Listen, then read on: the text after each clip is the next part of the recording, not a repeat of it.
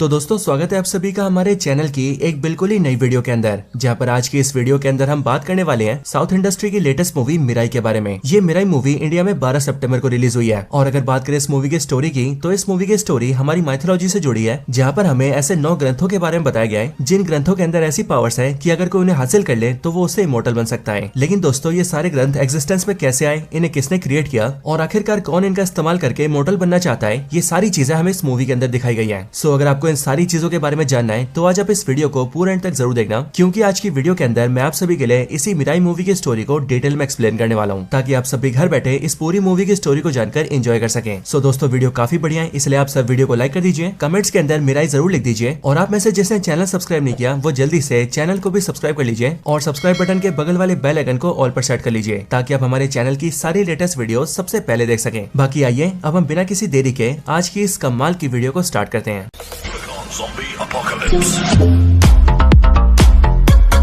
अगर दोस्तों आप सब नहीं जानते कि अशोक सम्राट कौन है तो मैं आपको बता दूं कि अशोक सम्राट इंडियन हिस्ट्री के सबसे बड़े वॉरियर्स में से एक है और इन्होंने अपने टाइम पर मौर्य एम्पायर को रूल भी किया है। और दोस्तों अशोक सम्राट को लेकर सबसे बड़ी बात तो ये है कि इन्होंने अपनी लाइफ में जितनी भी वॉर्स लड़ी थी वो उनमें से एक भी वॉर नहीं हारे थे और इसीलिए इतिहास के पन्नों में अशोक सम्राट को अशोक द ग्रेट कहा जाता है। अब दोस्तों मिराई मूवी की स्टार्टिंग में हम इसी अशोक सम्राट की स्टोरी जानते हैं और यहाँ स्पेशल बात ये होती है कि अशोक सम्राट की स्टोरी यहाँ पर और कोई नहीं बल्कि एक्टर प्रभास एक्सप्लेन करते हैं। और प्रभास अशोक सम्राट के बारे में बताते हुए कहते हैं कि अशोक सम्राट इंडियन हिस्ट्री के बहुत बड़े वॉरियर थे और उन्होंने बारी बारी करके सारे वॉर्स को जीता था। लेकिन जब अशोक सम्राट ने कलिंग वॉर को जीता तब उसके बाद जाकर अशोक सम्राट को ये रियलाइज हुआ कि वॉर से कभी किसी का फायदा नहीं होता। वॉर सिर्फ डिस्ट्रक्शन लेकर आती है, जिस डिस्ट्रक्शन के अंदर न सिर्फ लोग मरते हैं बल्कि परिवार भी तबाह हो जाते हैं। और फिर इसी रियलाइजेशन की वजह से अशोक सम्राट ने वॉर लड़ना छोड़ दिया एंड उन्होंने डिसाइड किया कि अब वो आज के बाद कभी भी किसी भी लड़ाई में इन्वॉल्व नहीं होंगे। लेकिन दोस्तों अशोक सम्राट के अंदर बहुत ही डिवाइन पावर्स थी और इसीलिए उन्होंने ये फैसला किया कि वो अपनी इन पावर्स को सरेंडर कर देंगे, ताकि वो आने वाले टाइम में चाहकर भी अपनी इन पावर्स का इस्तेमाल न कर पाए। अब अशोक सम्राट ने जब अपनी पावर्स को सरेंडर किया तब उन्होंने अपनी सारी पावर्स को 9 डिवाइन ग्रंथों में बांट दिया और इन्हीं 9 ग्रंथों में से 8 ग्रंथों में तो उनकी सिद्धियां थी, यानी कि बेसिकली पावर्स थी। लेकिन इन सब में जो 9वां ग्रंथ था उसके अंदर अशोक सम्राट ने अपनी इमोर्टल की पावर डाल दी, जिसे कहा जाता है अमृतवा। और इसीलिए दोस्तों 8 ग्रंथों के अंदर अशोक सम्राट की पावर्स थी एंड 9वें ग्रंथ के अंदर अशोक सम्राट का अमृतत्व था। और इसीलिए अगर कोई भी इन 8 ग्रंथों को हासिल करने के बाद 9वें ग्रंथ को हासिल कर लेगा तो 9वें ग्रंथ के अमृतत्व की वजह से वो इमोर्टल हो जाएगा। लेकिन दोस्तों ये पावर्स किसी गलत हाथ में ना आ जाए, इसीलिए इन ग्रंथों को सेफ रखने के लिए अशोक सम्राट ने इसे 9 वॉरियर्स के हाथों में रख दिया। और ये 9 वॉरियर्स दुनिया भर के ऐसे वॉरियर्स थे जो कि अपने अपने क्षेत्रों में सबसे पावरफुल थे। और दोस्तों ये 9 वॉरियर्स दुनिया भर में फैले हुए थे, जैसे कि कोई वॉरियर चाइना का था, कोई अफ्रीका का था,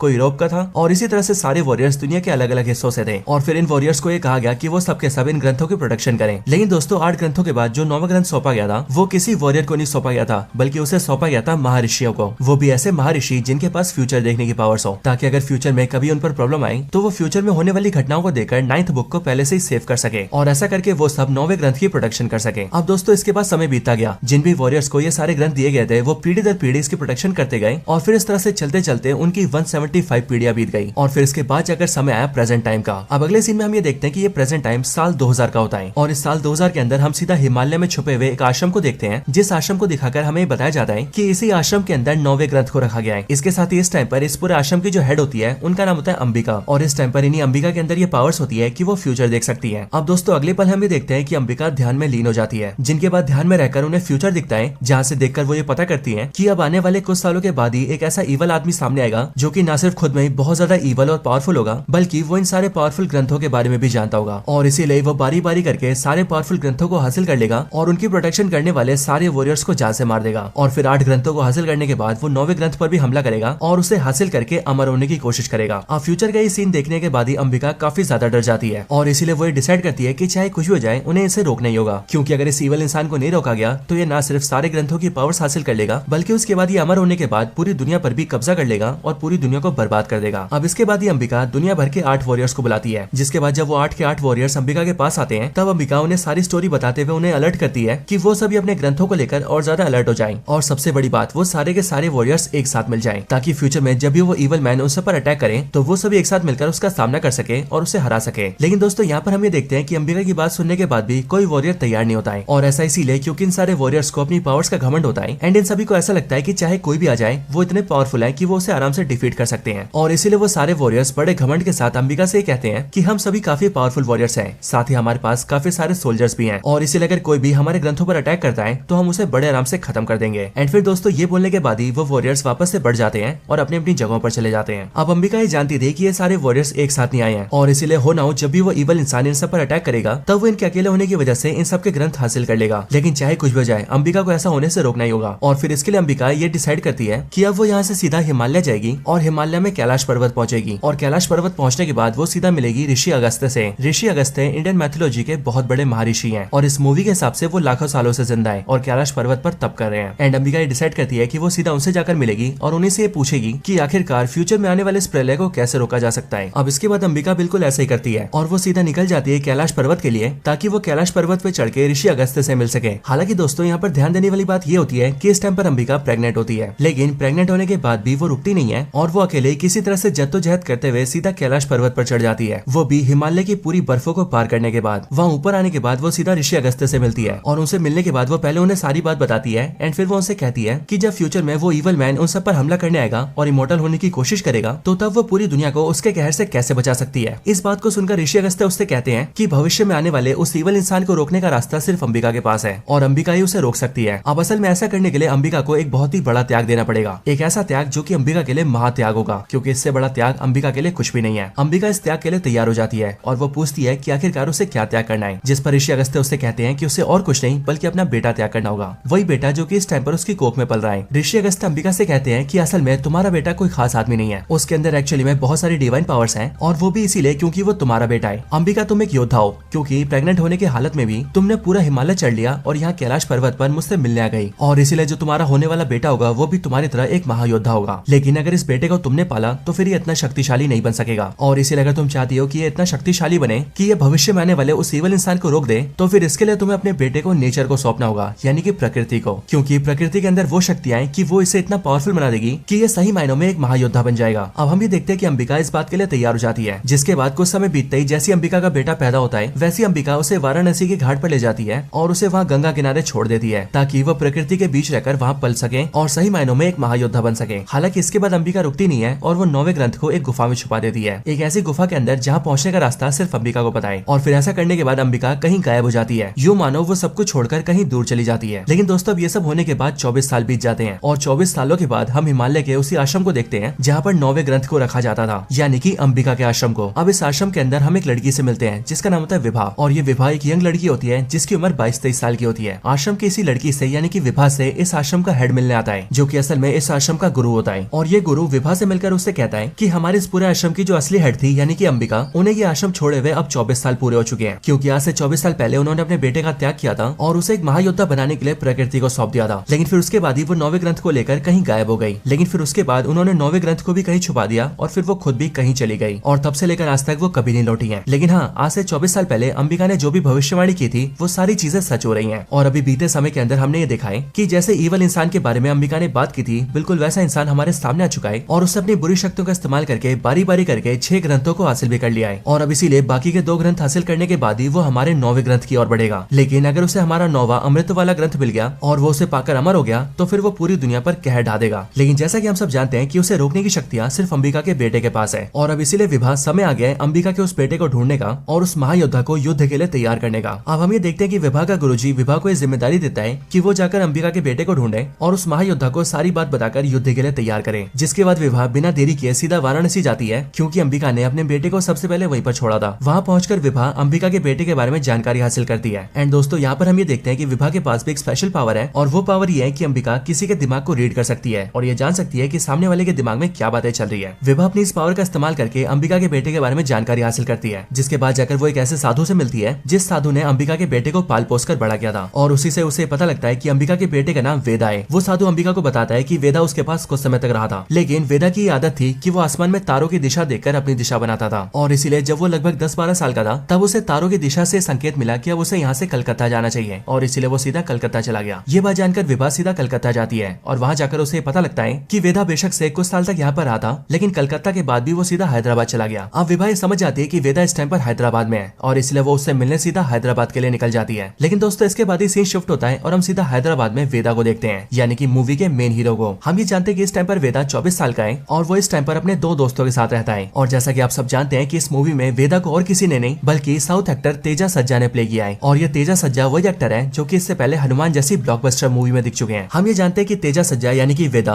अपने दोनों दोस्तों के साथ मिलकर छोटे मोटे काम करता है, जैसे कि जो भी महंगी चीजें होती है, जैसे कि महंगी घड़ियां, महंगे जूते और महंगे कपड़े, वो इन सारी चीजों की फर्स्ट कॉपी तैयार करते हैं और उन्हें सस्ते में बेच देते हैं। और इन सारी चीजों से उन्हें थोड़े बहुत पैसे मिल जाते हैं जिससे उनका गुजारा चलता है। लेकिन दोस्तों इसके साथ हम ये भी जानते हैं कि वेदा काफी अच्छा इंसान है और इसीलिए जाने अनजाने में सही वो काफी लोगों की मदद भी करता है। अब यहाँ पर हम एक ऐसी गैंग को देखते हैं जो कि गांजा सप्लाई करती है। लेकिन वेदा को जब उनके बारे में पता लगता है तब वेदा उनके सारे गांजे को जला देता है। लेकिन उस वजह से वेदा और उसके दोस्तों की उस गैंग से लड़ाई हो जाती है। बट इन सब के बीच ही पुलिस वहाँ पर आती है और वो उन सभी को पकड़ के पुलिस थाने में बंद कर देती है। हालांकि उस टाइम पर ही विभा भी वहाँ पर पहुंचती है और इसलिए वो वेदा के पीछे सीधा थाने जाती है और वेदा और उसके दोस्तों को पुलिस स्टेशन से बाहर निकलवा लेती है। इसके बाद विभा वेदा से मिलकर उसे सारी कहानी समझाती है और वो उसे ये भी बताती है कि वो असल में एक महायोद्धा है। लेकिन दोस्तों हम ये देखते हैं कि वेदा इस बात को काफी हंसी मजाक से लेता है और वो विभा की किसी भी बात को सीरियसली नहीं लेता। बट दोस्तों इस चीज को समझाने के लिए विभा वेदा को कई सारी चीजें दिखाती है और वो उसे बताती है कि वेदा बेशक से बुरे काम भी करना चाहे लेकिन तभी उससे अच्छे काम ही होते हैं और वो भी इसीलिए क्योंकि वेदा को किसी खास मकसद के लिए चुना गया है। अब वेदा विभा की इस बात को भी नहीं मानता है और वो उससे कहता है कि वो सिर्फ बुरे काम करता है, अच्छे काम करना उसकी डिक्शनरी में नहीं है। एंड इस बात को साबित करने के लिए वो विभा को अपने दोस्तों के साथ एक गाड़ी के पास ले जाता है एंड वो विभा से कहता है कि अभी वो इस गाड़ी को चोरी करेगा और देखना चोरी करना एक बुरी चीज होती है, इसलिए वो सिर्फ बुरे काम करेगा और उसके भाग्य में कोई अच्छा काम नहीं लिखा है। अब ये चीज बोलकर वेदा अपने दोस्तों के साथ उस गाड़ी को चोरी कर लेता है। लेकिन चोरी करने के बाद जैसे वो गाड़ी को थोड़ी दूर लेकर जाता है वैसे उसे गाड़ी के अंदर से किसी की आवाज आने लगती है एंड फिर इसीलिए वो जैसी गाड़ी की डिक्की खोलता है वैसे वही देखता है कि उस गाड़ी की डिक्की के अंदर 2 छोटी बच्चियां होती हैं। और एक्चुअली में वेदा ने जिस आदमी से इस गाड़ी को चुराया होता है वो एक्चुअल में किडनैपर होता है जो कि इन दोनों बच्चियों को किडनैप करके ले जा रहा होता है और इसलिए यहाँ पर इन बच्चों को देखकर वेदा इन्हें फ्री करता है एंड इनके घर भेज देता है। अब ये चीज दिखाकर विभा उसे बताती है कि देखा इस बुरी चीज में भी एक अच्छाई छुपी थी और इसीलिए दोस्तों वेदा को भी इस बात का रियलाइजेशन होने लगता है कि शायद से विभा जो भी कह रही है वो सही कह रही है। हालांकि अब इन सब के बाद ही विभा उसे एक हैंड साइन बनवाती है और उस हैंड साइन को अपने सर पर लगाने के लिए कहती है, जिसके बाद वेदा जैसे उस हैंड साइन को अपने सर पर लगाता है वैसे ही उसे अपनी सारे पास्ट की मेमोरीज याद आ जाती है और ये उस टाइम की मेमोरीज होती है जिस टाइम पर वेदा अपनी मदर के पेट में था। ये सारी चीजें देखकर वेदा अपनी मदर को याद करता है और वो उनकी कही हुई सारी बातें भी याद कर लेता है, जिसके बाद ही वेदा को अपने बारे में सारी सच्चाई पता लग जाती है। और फिर इसलिए दोस्तों विभा वेदा से ये कहती है कि अब अगर ये सारी चीजें जानने के बाद वेदा तैयार हो तो अब वो उसके साथ चल सकता है। और फिर ये चीज बोलकर विभा वहाँ से चली जाती है और अपने पास के होटल रूम में चली जाती है, उसी होटल रूम में जहाँ पर विभा स्टे कर रही थी। हालांकि दोस्तों इसी टाइम पर दूसरी तरफ हम मूवी के मेन विलन से मिलते हैं, यानी कि उसी इविल इंसान से जिसके बारे में अंबिका ने सबको अलर्ट किया था। हमें पता लगता है कि इस इविल इंसान का नाम है महाबीर लामा और इसे इस मूवी के अंदर प्ले किया है एक्टर मंचू मनोज ने, जो कि साउथ के एक्टर हैं। ये महाबीर लामा काफी ज्यादा इवल और काफी ज्यादा पावरफुल होता है और ये अब तक 6 वॉरियर्स तक पहुंचकर उनसे ग्रंथ हासिल कर चुका है और उन सारे वॉरियर्स को जान से मार चुका है। और अब इसीलिए सब के बाद ये पहुंचता है सीधा 7वें ग्रंथ के पास। हम ये जानते हैं कि ये 7वां ग्रंथ जापान के अंदर है और जापान का एक पावरफुल निंजा वॉरियर इस टाइम पर इसकी प्रोडक्शन करता है। और सिर्फ ये नहीं बल्कि इस पावरफुल निंजा वॉरियर के पास काफी सारे पावरफुल सोल्जर्स भी हैं। अब महाबीर लामा इसके पास 7वें ग्रंथ को हासिल करने पहुंचता है, जिसके रिस्पॉन्स में उस निंजा वॉरियर की महाबीर लामा से फाइट होती है। बट इस फाइट के अंदर हमें देखते हैं कि महाबीर लामा न सिर्फ इस निंजा वॉरियर के सारे सोल्जर्स को मार देता है बल्कि वो इस निंजा वॉरियर को भी खत्म कर देता है और फिर वो बड़े आराम से 7वें ग्रंथ की ताकत भी हासिल कर लेता है एंड फिर वो निकल जाता है सीधा 8वें ग्रंथ को हासिल करने। आगे हम ये जानते हैं कि इस टाइम पर 8वां ग्रंथ मोरक्को में है, जो मोरक्को एक अफ्रीकन कंट्री है और यहाँ पर एक पावरफुल अफ्रीकन सोल्जर इस ग्रंथ की प्रोटेक्शन करता है। लेकिन महाबीर लामा इसके पास भी पहुंचकर इसे डिफीट कर देता है और इस वॉरियर के साथ साथ इसके सारे सोल्जर्स को भी खत्म कर देता है एंड फिर इसके बाद वो 8वें ग्रंथ की ताकत भी हासिल कर लेता है और अब इसीलिए बाकी रह जाता है तो सिर्फ 9वां ग्रंथ। लेकिन उस 9वें ग्रंथ को इस टाइम पर अंबिका ने कहीं पर छुपाया हुआ है, एक ऐसी जगह पर जहाँ के बारे में अंबिका के बारे में और कोई नहीं जानता है। अब हालांकि दोस्तों इसके बाद ही हम महाबीर लामा की एक गर्लफ्रेंड के बारे में जानते हैं, जो कि उसकी गर्लफ्रेंड कम एंड उसके काम में उसकी साथी ज्यादा होती है एंड उसका नाम होता है यूका। ये लड़की भी काफी ज्यादा फाइट में एक्सपर्ट होती है और ये इतनी ज्यादा ट्रेंड होती है कि अकेले 100-200 इंसानों को आराम से खत्म कर सकती है। हम ये जानते हैं कि ये महाबीर लामा के कहने पर 10 साल से किसी आश्रम में छुप कर रह रही थी और वहाँ पर वो एक स्टूडेंट के तौर पर रह रही थी और वहाँ पर उसका मकसद सिर्फ यही था कि वो 9वें ग्रंथ के आश्रम को ढूंढ सके। और इसीलिए जैसे उसे 9वें ग्रंथ के आश्रम की लोकेशन मिलती है वैसे ही वो अपने आश्रम के गुरु को जान से मार देती है और सीधा निकल जाती है हिमालय में बसे 9वें ग्रंथ के आश्रम के पास। अब 9वें ग्रंथ के आश्रम के अंदर आने के बाद वो सीधा इस आश्रम के गुरु से मिलती है, यानी कि वही गुरु जो कि विभा का गुरु है। इस गुरु से मिलकर यूका उससे पूछती है कि आखिरकार 9वां ग्रंथ कहाँ पर रखा है, बट एज ऑफ कोर्स ये गुरु उसे कुछ भी नहीं बताता है। लेकिन दोस्तों इसी टाइम पर हम ये देखते हैं कि इस गुरु के पास एक कबूतर उड़ के आता है और ये कबूतर इस टाइम पर उसके पास विभा ने भेजा होता है और इस कबूतर के साथ एक चिट्ठी होती है, जिस चिट्ठी के अंदर विभा ने लिखा था कि उसने योद्धा को ढूंढ लिया है और इसलिए वो योद्धा के साथ जल्दी आ रही है। लेकिन दोस्तों क्योंकि यहाँ पर यूका होती है इसलिए वो उस कबूतर को पकड़ के चिट्ठी को पढ़ लेती है और फिर इसके लिए वो सबसे पहले विभा के गुरु को जान से मार देती है एंड देन उसके बाद वो उस कबूतर के पैर में एक ट्रैकर लगा देती है और उसे फिर से विभा के पास उड़ा देती है। इसके बाद यूका अपने साथियों के साथ मिलकर उस कबूतर को ट्रैक करती है ताकि उसे ट्रैक करते हुए वो सीधा विभा के पास पहुंच जाए और ये सब इसीलिए क्योंकि यूका को ऐसा लगता है कि शायद से विभा ग्रंथ के बारे में जानती है। अब कबूतर को ट्रैक करते करते यूका सीधा उसी होटल के पास पहुंच जाती है जिस होटल के अंदर इस टाइम पर विभा रह रही है और यूका वहां पर पहुंचकर मारकाट करने लगती है और विभा को ढूंढने लगती है। लेकिन दोस्तों विभा किसी तरह से बचते बचाते जल्दी से वेदा के पास पहुंच जाती है। लेकिन उसके ठीक बाद ही यूका भी वहां पर पहुंचती है और वो वेदा से विभा को मांगती है। लेकिन ये देखकर वेदा विभा की प्रोटेक्शन करता है और वो यूका से फाइट करता है ताकि वो विभा को बचा सके। लेकिन क्योंकि दोस्तों इस टाइम पर वेदा की सारी पावर्स अनलॉक नहीं होती इसलिए यूका उसे बड़े आराम से डिफीट कर देती है और उसे जान से मारने लगती है। लेकिन ये देखकर विभा उसे बचाने की कोशिश करती है और वो यूका से कहती है कि अगर उसने वेदा को जान से मारा तो वो खुद के हाथ काट कर जान ले लेगी और अगर ऐसा हुआ तो फिर वो 9वें ग्रंथ तक कभी नहीं पहुंच पाएगी। अब ये सुनकर जो यूका होती है वो वेदा की जान छोड़ देती है और वो विभा को पकड़कर अपने साथ ले जाती है ताकि वो उसके जरिए 9वें ग्रंथ के बारे में जान सके। लेकिन एज ऑफ कोर्स विभा भी 9वें ग्रंथ के बारे में नहीं जानती थी इसीलिए यूका और महावीर लामा को 9वें ग्रंथ के बारे में कुछ भी पता नहीं लगता है। अब दोस्तों इन सब के बाद ही हम वेदा को देखते हैं जिसे कि जब होश आता है तब वो ये रियलाइज करता है कि यूका से होने वाली लड़ाई के अंदर उसने उसे अधमरा कर दिया था और सिर्फ ये नहीं बल्कि उसे अधमरा करने के बाद यूका उसके सामने से विभा को भी अपने साथ ले गई है। और फिर अब इसके लिए वेदा विभा के बताए हुए हैंड साइन को फिर से क्रिएट करता है और फिर से उस हैंड साइन को अपने सर पे लगाता है जिससे कि उसे अपनी मदर की फिर से विजुअल्स आते हैं जहाँ से वो जानता है मिराई के बारे में। अब हालांकि दोस्तों मिराई क्या है इसके बारे में आपको आगे पता लगेगा, लेकिन इस विजुअल के साथ ही हम ये देखते हैं कि अपनी मदर को याद करने की वजह से वेदा के चेस्ट पर एक सिंबल बन जाता है। लेकिन जब वेदा अपने दोस्तों के साथ मिलकर उस सिंबल के बारे में पता करता है तब उसे पता लगता है कि वो सिंबल असल में एक नक्शा है और वो भी उस जगह का नक्शा जिस जगह पर मिराई रखा गया है। अब दोस्तों इसके बाद ही वेदा ये डिसाइड करता है कि वो सीधा मिराई लेने जाएगा, जिसके बाद ही वेदा अपने दोस्तों को लेता है और सीधा निकल जाता है हिमालय की तरफ। लेकिन दोस्तों हिमालय की तरफ जाते जाते रास्ता काफी कठिन हो जाता है एंड फिर इसीलिए वेदा अपने दोस्तों को वहीं पर छोड़ता है और आगे के रास्ते को अकेला कवर करता है। लेकिन फिर इसके बाद जाकर वेदा अचानक से एक बर्फ के गुफा में गिर जाता है। लेकिन उसी गुफा के अंदर वो देखता है कि उसके सामने मिराई रखा गया है। अब दोस्तों ये जो मिराई है इस वर्ड का मतलब होता है फ्यूचर यानी कि भविष्य, और इस मूवी के अंदर ये मिराई बेसिकली एक वेपन है जो वेपन भगवान श्री राम के टाइम से चलता आ रहा है और भगवान श्री राम ने इस वेपन को अपने हाथों से टच किया था एंड इसीलिए इसके अंदर काफी सारे डिवाइन पावर्स हैं। और वेदा को अपनी मदर के विजुअल्स के जरिए पता लगा था कि इसी मिराई का इस्तेमाल करके वो उस इवल मैन को रोक सकता है एंड इसीलिए अभी वो मिराई को हासिल करने की कोशिश करता है। लेकिन वेदा जैसी मिराई की ओर आगे बढ़ता है वैसी वो देखता है कि उस जगह पर एक बड़ा सा पक्षी है, एक ऐसा बड़ा सा पक्षी जो कि उस मिराई की प्रोटेक्शन कर रहा है। अब एक्चुअली में दोस्तों हमें पता लगता है कि ये बड़ा सा पक्षी और कोई नहीं रामायण के टाइम में दिखने वाले जटायु के छोटे भाई संपाति का वंशज है और ये वंशज लाखों सालों से मिराई की प्रोटेक्शन कर रहा है एंड इसीलिए वो जैसे यहाँ पर वेदा को देखता है वैसी वो वेदा पर हमला कर देता है, जिसके रिस्पॉन्स में वेदा इससे बचने की कोशिश करता है। लेकिन फाइट के दौरान ही वेदा को ये याद आता है कि उसके विजुअल्स में उसकी मदर ने उससे कहा था कि वेदा का जब इस पक्षी से सामना होगा तब उस टाइम पर वेदा को इसके सर को टच करना होगा, क्योंकि इसके सर को छूते ही इस पक्षी को वेदा की सारी सच्चाई पता लग जाएगी और वो ये जान जाएगा कि वेदा के इरादे बिल्कुल ठीक है, जिसके बाद वो खुद ही वेदा को मिराई लेने देगा। अब यहाँ पर वेदा बिल्कुल ऐसे करता है और वो इस पक्षी के सर को टच कर लेता है, जिसके बाद ये पक्षी वेदा की सच्चाई जान जाता है और वो ये जान जाता है कि वेदा के इरादे क्या है एंड फिर इसके बाद ही वो वेदा को मिराई लेने देता है। अब मिराई को हासिल करने के बाद वेदा वहाँ से निकलता है और वहाँ से नीचे आकर अपने दोस्तों से मिलता है। लेकिन अब दूसरी तरफ जैसे ऋषि अगस्त्य को ये पता लगता है कि वेदा ने मिराई को हासिल कर लिया है तब वो सीधा उसकी हेल्प के लिए आते हैं एंड वो उससे मिलकर उससे कहते हैं कि उनका नाम ऋषि अगस्त्य है और वेदा ने इस टाइम पर जिस वेपन को यानी कि मिराई को हासिल किया है उसके अंदर बहुत सी खास डिवाइन पावर छुपी है। लेकिन वेदा को धीरे धीरे करके इन सबको अनलॉक करना होगा और उसे सीखना होगा मिराई को इस्तेमाल करने का तरीका। अब इसके बाद ऋषि अगस्त्य वेदा से कहता है कि उसे इस मिराई को लेकर सीधा भगवान श्री राम के स्थान पर जाना होगा यानी कि अयोध्या, क्योंकि वहाँ पहुंचने के बाद ही उसे उसके आगे का रास्ता दिखेगा और वो मिराई को और अच्छे से इस्तेमाल करना सीख जाएगा। अब ये चीज सुनने के बाद वेदा अपने दोस्तों के साथ सीधा अयोध्या जाता है। लेकिन जब वो वहाँ पर पहुंचता है तब वो ये देखता है कि वहाँ पर महावीर लामा की साथी यानी कि यूका अपने कई सारे सोल्जर्स के साथ वेदा पर अटैक कर देती है और साथ ही साथ वेदा ये भी देखता है कि यूका इस टाइम पर विभा को भी अपने साथ लेकर आई होती है। लेकिन दोस्तों इस फाइट के अंदर हम ये देखते हैं कि वेदा मिराई की पावर्स को अनलॉक कर लेता है एंड उसकी शक्तियों का इस्तेमाल करके वो यूका को डिफीट कर देता है और उसे अधमरा कर देता है और साथ ही साथ वो उसके सारे सोल्जर्स को भी बहुत बुरी तरह से पीटता है और फिर ऐसे यूका को हराने के बाद वो विभा को लेकर सीधा वहाँ से निकल जाता है। अब दोस्तों विभा को पाने के बाद वेदा अपनी मॉम की मेमोरीज याद करता है, जिसके बाद उसकी मेमोरीज में हम ये देखते हैं कि उसकी मदर ने उससे कहा था कि मिराई को हासिल करने के बाद जब तुम उसकी शक्तियों को अपना लोगे तब तुम्हें उसके बाद सीधा तंत्रवन जाना होगा और फिर इसीलिए तंत्रवन का नाम सुन के वेदा सभी को लेकर सीधा तंत्रवन की ओर निकल जाता है। अब दोस्तों हमें पता लगता है कि तंत्रवन असल में वो जगह है जहाँ पर ग्रंथों के योद्धाओं में से पहला योद्धा रहता है। वहाँ पहुंचकर वेदा जैसी पहले योद्धा से मिलता है वैसी पहला योद्धा उसके हाथों में मिराई को देखकर ये समझ जाता है कि वेदा और कोई नहीं बल्कि महायोद्धा है, वही महायोद्धा जो कि इवल मैन को रोकने आया है और फिर इसीलिए वो वेदा को अपने साथ ले जाता है एंड उसे सारी सच्चाई बताता है। अब दोस्तों इस स्टोरी के अंदर ही हमें पता लगता है कि आखिरकार महावीर लामा कौन है और वो क्यों इन सारे ग्रंथों के पीछे पड़ा हुआ है। एक्चुअली में पहले योद्धा की स्टोरी के हिसाब से हम ये जानते हैं कि आज से बहुत साल पहले महावीर लामा एक छोटे से गाँव में रहता था, लेकिन उस गाँव में उसका जो पिता था उसने दूसरी शादी कर ली और इसीलिए अपनी पहली पत्नी से छुटकारा पाने के लिए उसने उसे डायन साबित कर दिया और गाँव वालों के साथ मिलकर उसने उसे जला दिया। लेकिन अब क्योंकि वो जलने वाली महावीर लामा की मदर थी, इसीलिए सबने महावीर लामा को भी मनहूस कहना स्टार्ट कर दिया और साथ ही सबने ये कहा कि वो एक डायन और चुड़ैल का बेटा है। इन चीजों की वजह से पूरे गांव ने महावीर लामा से नफरत करना शुरू कर दिया और सबने मिलकर महावीर का तिरस्कार कर दिया। लेकिन फिर ये सारी चीजें देखकर जब महावीर ने भगवान से मदद मांगी तब भगवान ने उसकी कोई हेल्प नहीं करी और फिर इसके बाद ही महावीर लामा ने ये समझ लिया कि भगवान उसकी कभी कोई मदद नहीं करेगा एंड उसे जो करना है वो खुद ही करना है। इसके बाद ही महावीर लामा सभी इंसानों और भगवानों के खिलाफ हो गया और फिर इसके लिए सबसे पहले जो भी उसे चिढ़ाता था या बुरा कहता था महावीर लामा ने उसे मारना शुरू कर दिया और उन सबको मारते मारते एक दिन उसने अपने पूरे गाँव को जला दिया और पूरे गाँव में आग लगा के बाहर बैठकर उन्हें देखकर हंसने लगा। लेकिन उसी टाइम पर मैंने यानी कि पहले योद्धा ने उस जलते हुए गाँव को देखा और फिर इसलिए जब मैं महावीर लामा से मिला तब मुझे ऐसा लगा कि वो एक बेबस और लाचार बच्चा है जो कि अपने परिवार को गांव में खो चुका है और अब क्योंकि उसका पूरा गांव जल चुका था इसलिए मैं उसे अपने साथ ले आया और यहाँ अपने पास रख के मैंने उसे अपनी सारी शिक्षाएं दी। मैंने उसे अपनी सारी शक्तियां सिखाई, उसे जादू करना सिखाया, विद्याएं दी और उसे अपने बेटे के बराबर का प्यार और सम्मान दिया। यहाँ तक कि मेरे जितने भी शिष्य थे उन सब में महावीर लामा सबसे बढ़िया था। और फिर इसीलिए समय बीतता गया और फिर वो समय आया जिस दिन मुझे अपने पहले ग्रंथ के लिए अपना सक्सेसर चाहिए था। अब ऐसा करने के लिए मेरे पास दो ऑप्शन थे, पहला मेरा बेटा और दूसरा महावीर लामा। लेकिन इन दोनों में से कौन योग्य है उसके लिए मैंने उन दोनों की परीक्षा ली। उस परीक्षा के अंदर शक्तियों के मामले में महावीर लामा काफी आगे था, लेकिन मैंने ये देखा कि महावीर लामा की शक्तियों में एग्रेशन है और महावीर ऐसा है जो कि अपने फायदे के लिए किसी को नुकसान भी पहुंचा सकता है और इसीलिए उसके मन की इस चीज को देखकर मैंने उसे रिजेक्ट कर दिया और पहले ग्रंथ को सौंप दिया अपने बेटे को। लेकिन महावीर से ये चीज झेली नहीं गई और वो इतने ज्यादा गुस्से में आ गया कि उसने खुंदक में मेरे बेटे को जान से मार दिया, उससे पहले ग्रंथ को छीन लिया, उसकी शक्तियों का बुरा इस्तेमाल किया और हमारे पूरे गाँव के लिए एक जादुई धागे बनाकर उन सबको पहना दिया और उसके इस्तेमाल से एक ही झटके में उन सबकी जान लेने लगा। यहाँ तक कि वो इतना शक्तिशाली हो गया था कि मैं भी उसे रोक नहीं पा रहा था। लेकिन फिर उसी समय पर अंबिका सामने आई और उसने हम सबको बचाया। अंबिका ने महावीर लामा को रोक दिया, लेकिन अब क्योंकि उसकी शक्ति की वजह से हमारा पूरा गांव मरता जा रहा था इसीलिए अंबिका ने अपने आप को आग में त्याग दिया और उन शक्तियों से हमारे पूरे गांव की जान बचा ली। अब हालांकि हमारे गांव की जान तो बच गई लेकिन अंबिका ने अपने जीवन का त्याग कर दिया था। और रही बात महावीर लामा की तो वो पहले ग्रंथ को लेकर भाग गया, लेकिन फिर उसके बाद भी महावीर लामा रुका नहीं।